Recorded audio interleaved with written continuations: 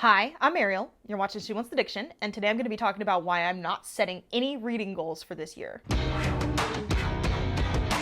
In fact, this is going to be kind of an anti-reading goals video. And it's not just out of my usual contrariness where I have to be like counter to everything popular that's going on. This is like legitimately something that I just seriously considered. I thought it was really interesting that at the beginning of this year, because we just had New Year, everybody was kind of realizing how bullshit New Year's resolutions are, which I've said this for years. I'm not saying I don't set New Year's resolutions because I have in the past, but just like if you look at the studies and then the number of people that actually fail their New Year's resolutions, and also people just kind of realizing that because of COVID and everything that's going on with the pandemic, like it's kind of a lot to just like exist right now and survive, much less be constantly worried about self-improvement or setting goals for yourself that you're automatically going to fail at. And so I think a lot of people were a lot more relaxed about setting goals this year and like making resolutions.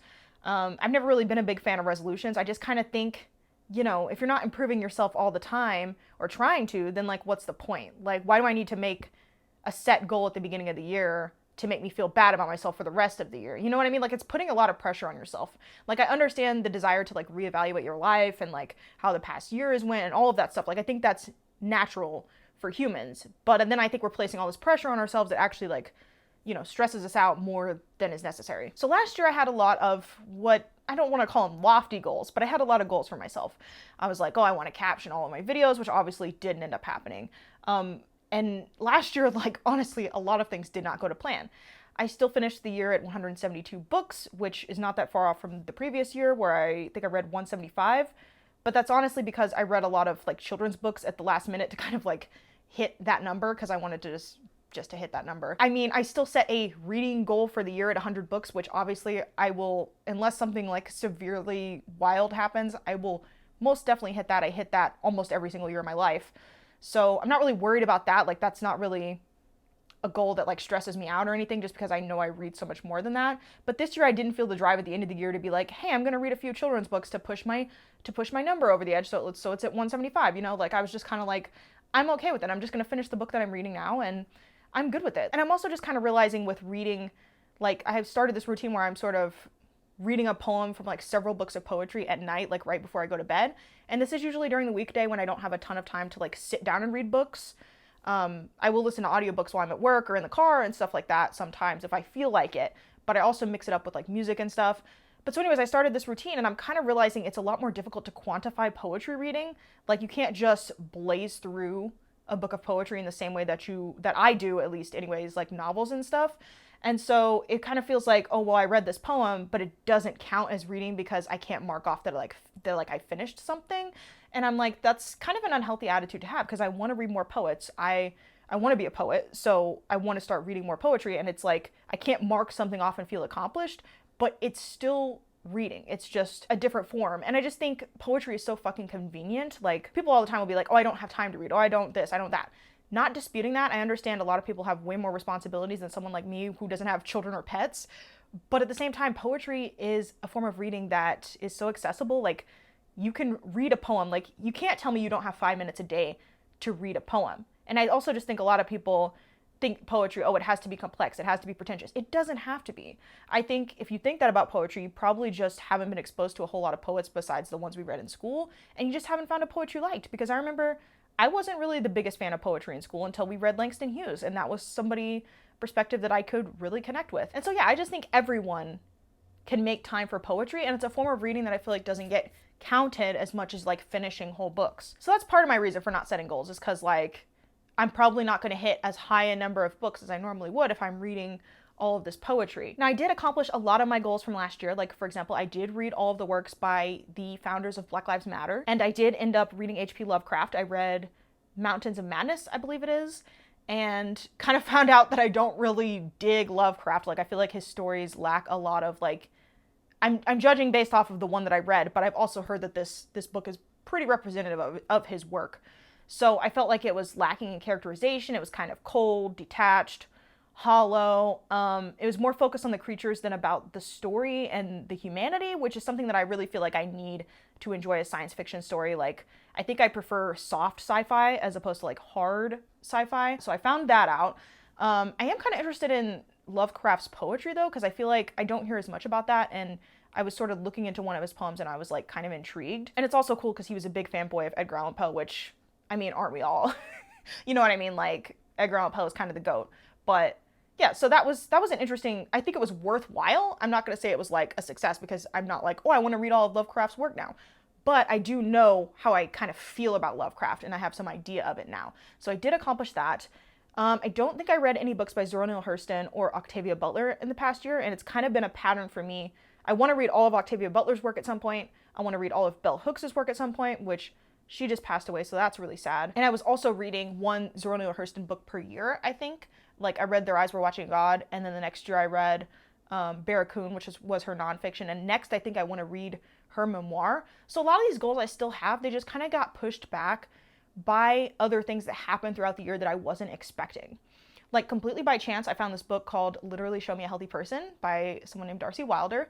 And this book, it's kind of wild. Like, it literally ended up being the catalyst. It changed my life. Like, I'm not exaggerating when I say it changed my life. You know, just some pieces of art that just so deeply impact you. Like, your life is never the same after that. Like, I felt reading this the way that I did listening to Childish Gambino's Camp for the first time. Like, that also changed my life, like that album. And the way that it impacted my life is that after I finished reading her book, I decided to try to write a piece of poetry like in her style, which is something that we did a lot in the poetry course that I took in college.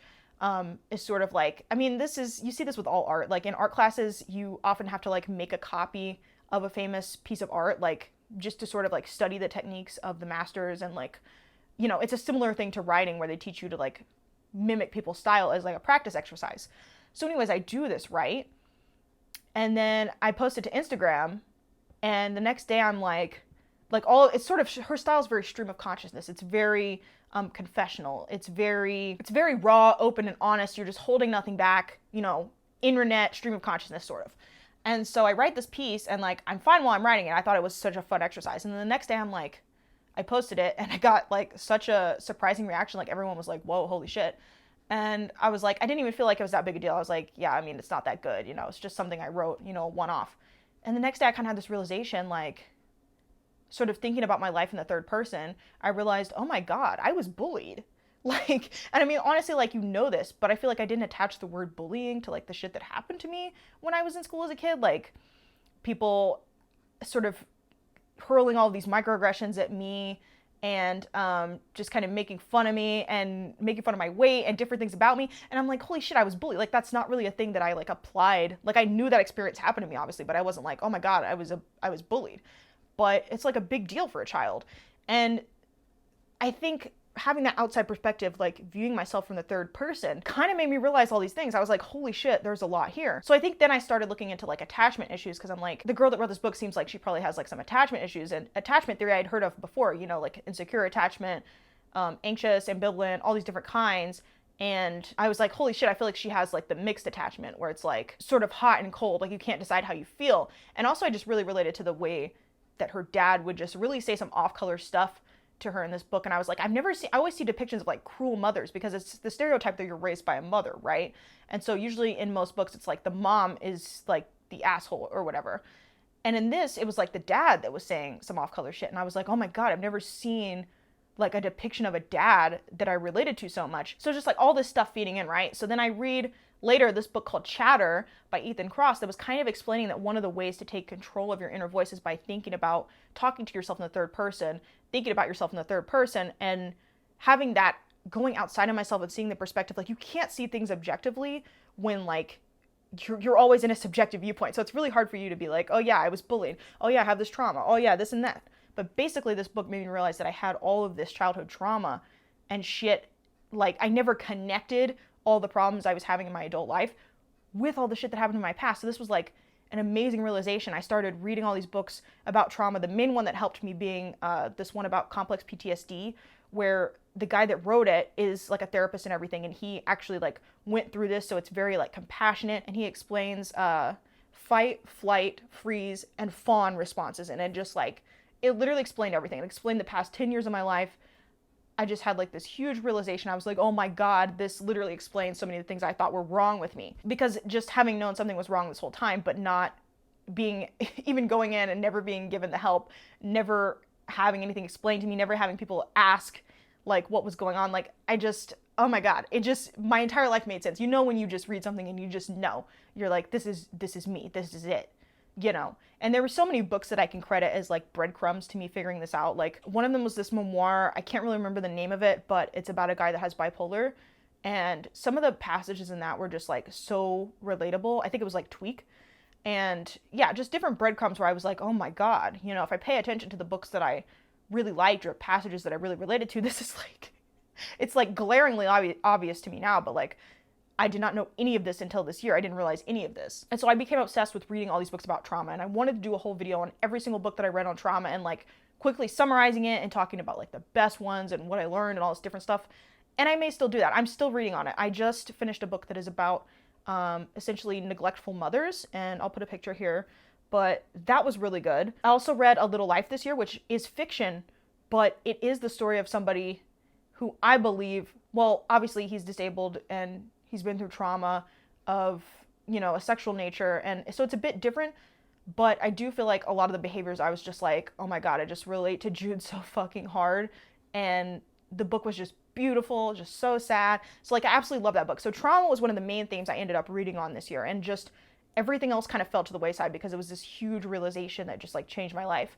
And so I don't really want to make a plan for this year because I don't know how this year's going to go. I just kind of want to follow where my interests are lying, and I don't really want to make like, oh, I need this checklist. Like obviously I have all these goals. Like I still have a lot of the same goals, but I'm not going to set those as like, oh, I need to get to this. Like around Halloween, I've been wanting to read about more Black horror and different things about it, and like I never got to that because I was dealing with so many other things this year, just like I guess personally. So my priorities changed essentially. So I wouldn't say I failed those goals. It's just they've kind of been pushed ahead or to the side or whatever, and I will eventually circle back to them.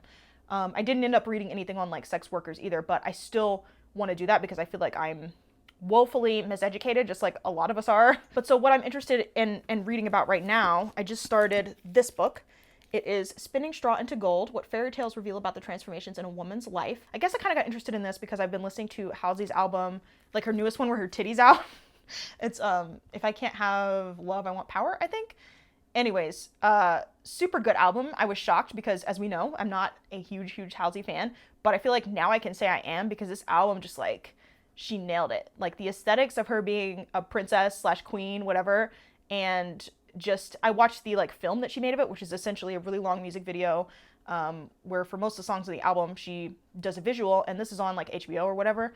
I was already paying for HBO so I could watch the end of Insecure, so I was like, oh, let me watch this. And, you know, I was kind of blown away. Like, I just love the aesthetics anyways of like gowns and costumes and like medieval, I don't know what type of setting you would call that, but like Game of Thrones type shit, fantasy type shit. I don't know. I love those aesthetics. And so I start thinking about fairy tales, and Adam's mom bought me like this poncho. It was actually orange, but like I took a pic in it and like edited it to look kind of reddish, and it reminded me of like Little Red Riding Hood or something. And so at the same time that I'm listening to this album that I feel like is about like a princess or a queen and just exploring, you know, looking beautiful on the outside but feeling rotten on the inside. And I don't know, I just kind of was like got interested in fairy tales again because I start thinking about Peter Pan and all these different stories that I enjoyed reading when I was a kid, and like what princesses did I like and all this different stuff. So anyways, this book is really freaking good so far, and I'm just interested like in general in reading about like girlhood and obviously always womanhood, but specifically girlhood right now. So I got this. It's An Intricate Weave, Women Write About Girls and Girlhood, and it's a big anthology. So far it's like a mixture of stories and poetry, and I'm decently enjoying it. But the reason that I also got interested in this is because, as I told you guys, I'm working on my poetry collection that I want to try to submit to some contests and get published, and a lot of it I feel like is about like growing up or like typical coming of age or like adolescence type things. And although a lot of it is about growing up in my 20s, I do feel like I sort of had a delayed like adolescence or whatever. Like I feel like I acted like a teenager in my 20s because I was raised in such a sheltered environment that I just kind of like, and I feel like this is typical for people that are raised in like sheltered religious environments, but I just kind of like lost my shit. I mean, once I got out in the real world, because like I had no experience in dealing with anything. I had no experience with like dating. I was never allowed to like hang out with boys or be around boys because my parents were so terrified.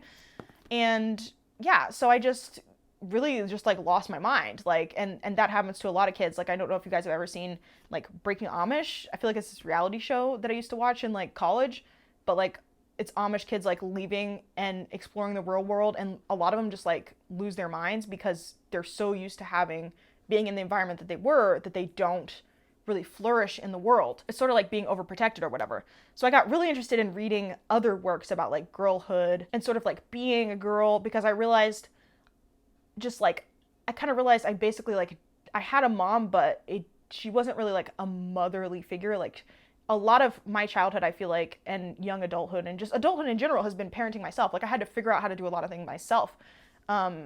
You know, I had to figure out how to pay my college debt myself. I had to figure out how credit cards worked myself. I had to figure out how paying rent, and also there's like everything I know about being an adult or being a woman, I feel like I taught myself. And so I'm like, if I can put together this collection of these poems that I wrote when like I was trying to figure shit out, and it can help somebody else that's in that phase of their life. You know, they may be younger, they may be a teenager, because as I said, I went through like my teenager years a lot later than I think a lot of people did. I'm like, I really want to put that out there. So I feel like all this is tying together, and I just kind of want to follow my goals wherever they lead me. And so, long story short, that is kind of why I'm not setting reading goals for this year. It doesn't mean I don't have goals. It doesn't mean I don't have ambitions. But yeah, I just wanted to kind of sit down and have a chat. You guys really seemed to like this video last year. So, and it's getting dark, so I should probably shut up. But hopefully you guys enjoyed it. Let me know how you feel about reading this year. The new year, what you're interested in reading right now, or what you're reading right now. Just really anything you feel like. I know I've been absent. I haven't always responded to every single one of my comments lately, and I'm so sorry. I always read them. I always see them. I'll be honest, it's been hard for me lately, but I'm trying to get back on top of things. And as far as a posting schedule, I don't think I'm gonna have a posting schedule. I think once a week is unrealistic for me. Every 2 weeks, I feel like I naturally feel the urge to make a video just because I haven't sat down and made one. And I don't want to be forcing myself into a schedule. So I think every 2 weeks is like a good pattern for me, and I'm going to try to stick to that. And we'll just see how it goes. This year I feel like is going to be very intuitive. There is not going to be any more of this perfectionistic, I have to do this, and the video has to be perfect, and I have to have all of the captions and all of the things written. Like, that would be nice if every video could be perfect. But, you know, it's going to be the year of intuition. So, thank you so much for watching, and I will see you guys in my next video. Peace. Chantilly lace with a pretty face and a ponytail hanging down, a wiggle and a walk and a giggle and a talk. Lord, make the world go round, round, round. There ain't nothing in the world like a big-eyed girl. Make me act so funny, make me spend my money, make me feel real loose like a long-legged goose, like a what? Oh, baby, that's what I like. Yeah.